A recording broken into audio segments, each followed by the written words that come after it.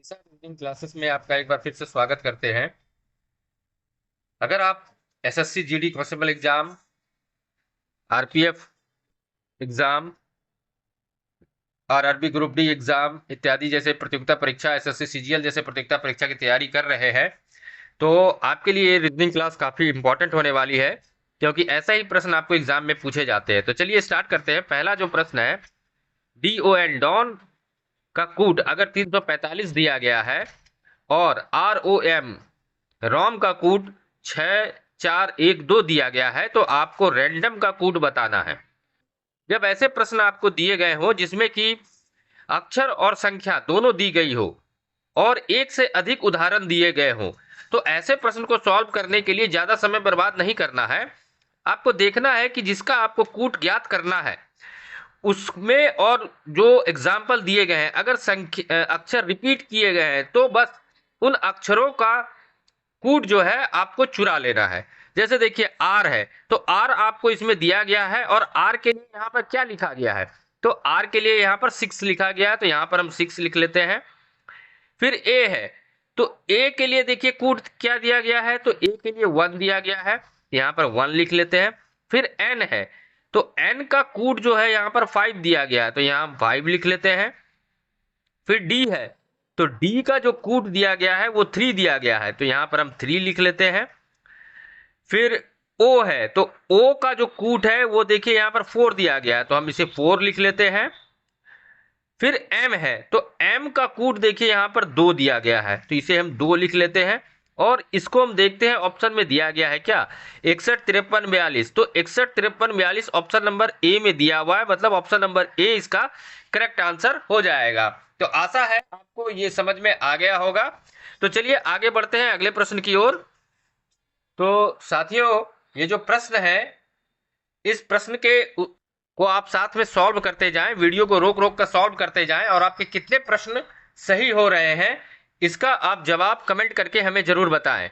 साथ ही साथ अगर इन वीडियो के अगर आप पीडीएफ प्राप्त करना चाहते हैं तो आप हमारे व्हाट्सएप और टेलीग्राम चैनल को ज्वाइन करें, लिंक डिस्क्रिप्शन में दिया हुआ है। तो चलिए प्रश्न कहता है कि जिस प्रकार 8 से 8 आया, फिर 8 से 16 आया और 16 से 48 आया, उसी प्रकार 48 से यहाँ पे प्रश्नवाचक के जगह पर कौन सी संख्या आएगी। तो चलिए इसे पता करने का प्रयास करते हैं। तो देखिए 8 से 8 जब आया तो इसे मल्टीप्लाई बाय 1 किया गया है। फिर इस 8 से जो 16 आया तो इस 8 को मल्टीप्लाई बाय 2 किया गया है। फिर 16 से जो 48 आया तो 16 को मल्टीप्लाई बाय 3 किया गया है। और इसी लॉजिक को फॉलो करते हुए हम 48 से इस प्रश्नवाचक की संख्या पे ज्ञात करेंगे। तो यहाँ पर 16 को लास्ट 3 से किया गया था तो इसको 4 से हम मल्टीप्लाई करेंगे और 4 से मल्टीप्लाई करने पर हमें क्या प्राप्त होगा, तो 4 से मल्टीप्लाई करने पर 48 को जब हम 4 से मल्टीप्लाई करेंगे तो आपको 192 आएगा, 192 प्राप्त होगा।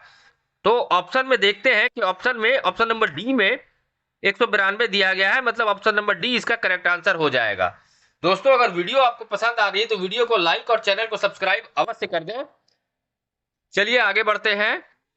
चलिए अगले प्रश्न को सॉल्व करते हैं। ये सवाल भी नंबर एनोलॉजी का है। तो सवाल कहता है 215 से 125 जिस प्रकार आया उसी प्रकार 415 से इस प्रश्नवाचक के स्थान पे क्या आएगा। तो चलिए इसका लॉजिक समझने का प्रयास करते हैं। तो देखिए आप ऐसे सवाल में क्या होता है, क्रॉस मेथड का हम प्रयोग करते हैं। तो देखिए यहाँ पर 5 जो है ये तो अपने स्थान पर सेम दिया हुआ है, लेकिन 21 जो है इसका स्थान, इसका प्लेस जो है वो चेंज कर दिया गया है। मतलब यहाँ पर सेकंड नंबर पे 1 है और यहाँ पे फर्स्ट नंबर पे कर दिया गया, और 2 जो यहाँ पे फर्स्ट नंबर पे है इसको सेकंड नंबर पे कर दिया गया है। तो इसी लॉजिक को हम यहाँ पर लगाएंगे। तो 5 जो है तो 5 को अपने स्थान पर हम रहने देंगे। फिर ये जो 4 है इसको हम उठा करके क्रॉस मेथड करते हुए सेकंड नंबर पे ले आएंगे इस लॉजिक के अनुसार। तो यहाँ पर 4 आ जाएगा और इस 1 को चेंज करके इसका प्लेस पहला स्थान पे कर देंगे तो 145 होगा। तो ऑप्शन में देखते हैं, ऑप्शन नंबर बी में 145 दिया हुआ है, मतलब ऑप्शन नंबर बी इसका करेक्ट आंसर हो जाएगा। आशा है आपको ये सवाल भी पसंद आ गए होंगे। और साथियों, अगर रीजनिंग के वीडियो आपको समझ में आ रहे हैं अच्छी तरीके से तो वीडियो को लाइक, चैनल को सब्सक्राइब अवश्य कर दें।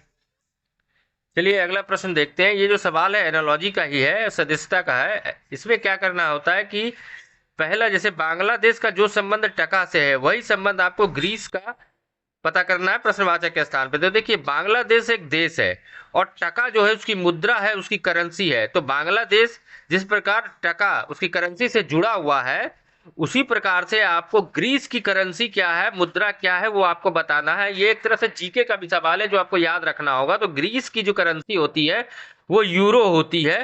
तो इसका सही आंसर जो है ऑप्शन नंबर ए यूरो हो जाएगा। एक्चुअली ग्रीस जो है यूरोपियन कंट्री है और यूरोपियन कंट्री में की जो मुद्रा है वो सामान्य मुद्रा है यूरो। तो आशा है आपको ये भी सदस्यता एनोलॉजी का प्रश्न समझ में आ गया होगा। चलिए आगे बढ़ते हैं। तो देखिए ये जो सवाल है, ये सवाल आपका वेन आरेख से संबंधित है। तो ऐसे सवाल को सॉल्व करना मैंने पहले भी कई बार आपको बताया हूं। तो चलिए इसको सॉल्व करने का प्रयास करते हैं। जब कुछ भी समझ में ना आए तो जैसे क्या कहता है कि फूल, गुलाब और पीला, इनका संबंध आपस में देखना है। तो सबसे पहले हम क्या करते हैं कि फूल का एक वेन आरेख बना लेते हैं। मान लीजिए फूल है, तो गुलाब, गुलाब जो है वो एक प्रकार का फूल है। तो फूल कई तरह के होते हैं, गुलाब के होते हैं, अड़हुल के होते हैं, तो लेकिन वो सारे कम्युलेटिव रूप से एक फूल कहलाते हैं। तो गुलाब जो है एक फूल है, तो इसके अंदर इसका अगला आरेख वेन आरेख बन जाएगा। फिर पीला, तो पीला जो है वो कलर है, वो फूल भी पीला हो सकता है, किसी फसल का नाम कलर पीला हो सकता है, जैसे कि धान, किसी घर का कलर पीला हो सकता है। तो ये फूल से कोई रिलेशन, इसका जुड़ा हुआ सीधा संबंध नहीं है।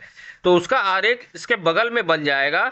और ऐसा जो आरेख है देखिए ऑप्शन नंबर सी में दिया हुआ है, मतलब ऑप्शन नंबर सी इसका करेक्ट आंसर हो जाएगा। तो आशा है दोस्तों आज के रीजनिंग क्लास के सारे सवाल आपको अच्छी तरीके से समझ में आ गए होंगे।